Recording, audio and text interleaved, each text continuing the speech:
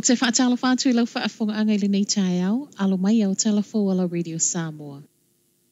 O ia ile popole ngai le tele o ni awa noa e mauti no ai le lumana I o tangata umia visa whai ngā aluenga. A o le toi mamau tāpu ni ale whaaulo tālo sanga mō visa no fo mau whaapitoa na o le whaatasio na ofo mai ele malo. O visa nei e whaatalo sanga I mō awa noa no fo mau na whaia mō tangata whai ngā aluenga e le ino fo mau le tausanga tālo ai. Ma e o mai le taime tu whaatasi ai tala, e silia ma le lua se lau wafe I nato wa tālo sanga. E na o le ono se fulu wafe wa talia. Mai se tasi na tālo sanga ma wa talia, o se fianga tele mo ia le nei awa noa o na ua o se awa noa wa mauti no ai, lo na luma nai I New Zealand nei. E mo I lato ele I manuia po o loo whaatali pea, e le o whaingo fie ma o loo tu ofesiri pea. O le whainga tae le tele ni awa noa anga wa e mawhai ai, o na whaatalo sanga mo no fumau, e pe o na moli mau ai le to ateli. I wha mau maunga le immigration in New Zealand le to atele na talo sanga le to sanga wala. O tangata mai initia, Filipaina, Saina, ma Afrika I Sauti. O le to atele fo I lato e le o anga wa ai visa o le afa amuta le awa noe talo sanga I le whai unga Julai. E le o mawhaiona anga wa a ona e le wha malieina le tatongi luas fulfitu tāla I le tu la.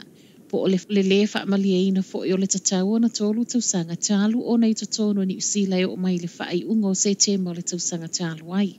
Ai mai le minister Michael Woods ua whai e le malo le visa fo wata ua le accredited employer work visa ma e a matatatala mō tālo sanga no fo mau mai le masino se tema.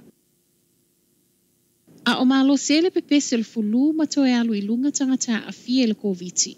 O le soe whailo mai ai le malo se isi tāla e tusa ma le wha au ngā ufi fafonga, wha anofo e sea, ma tui pui pui. O le whaamoninga lea mai pāle mia Jacinda Ardern o tala noa mai ai mai fiti ana nafi, mana ia tā uai foi, e le o suia lava lana whaamtalanga na tuina mai le lua vai aso tālu ai, e le foi New Zealand I le mōli lanu mumu. I le finangalo le pāle mia, e le te le se sengo le mōli lanu mumu, ma le lanu mōli, na paule se sengo le whai numero o tangata e mawhai o na whaatasitasi. E mole so, o le afa alau tele mai ai le minister o le COVID, Dr. Aisha Verrill, whaaupopo ngō ta ia la tā ua e mo o mia le muli ta ia. Reporter TV tasi, o lo vavalo ai suinga e o no maua fua rapid antigen test, ma whai ngō fia o na maua ufi fufonga. Wa amata whaata ita I lungo a wala au kilani le vai aso nei le pasi fo ngā whale lua, suia mai le tiso e a vea ma pasi wha o ngā ai na o le tise. Pasile nei sana o le tolu tau sanga le matua le taimi na toe wha waia insinia le transit I Wairarapa e suia nga I le tise. Le tau sanga lua afe tolu sfulu lima le o lo tuli mata ia le malo e tataua no o atu I ai wa suia pasi nei e wha o ngai fe malanga I ngā lautele. Ma o le tau nu umanui o le nei ulua I polo keti o se tala fia ma o se ata fo I wasanga wha mausali ai e mawhai lavona vave au sia lea sini. Luas fulu pasi double deckers o lo fewa I au kilani. Mai le transit o lo iai lona wha moe ia mawhai o na whaia uma suinga I to tono le lua tausanga. E lunga la ititi atu o le whāsela wafe tā la le tau na suia le pasi fo ngā whale lua mai le tiso I le nā o le ele tise.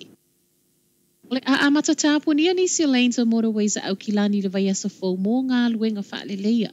Amatatu le pōle aso sa a luma na inei. O le atapuni ai lanes o le sau mai Fanshawe Street sa ia o mai Green Lane. Ma e amata tapuni mai le tulai se fulu, ma wha aua wai mo le tolu pō.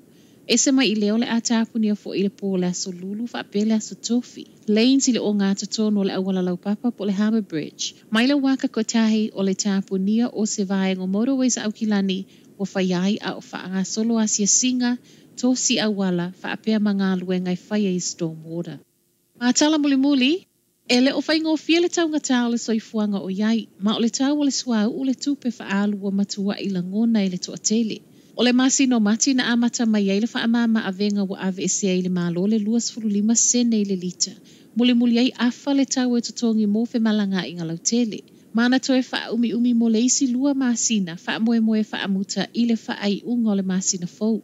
O le wasavali na awhaiu lai e le I toe maua mai se tala I le malo, pe toe wha awau lana fesoasoani, pe le ai. To a tele wha la putonga e mai se tangata o lo mana na o le malo ia toe wha awau se I fesoasoani I le taunga tanga o le soifuanga.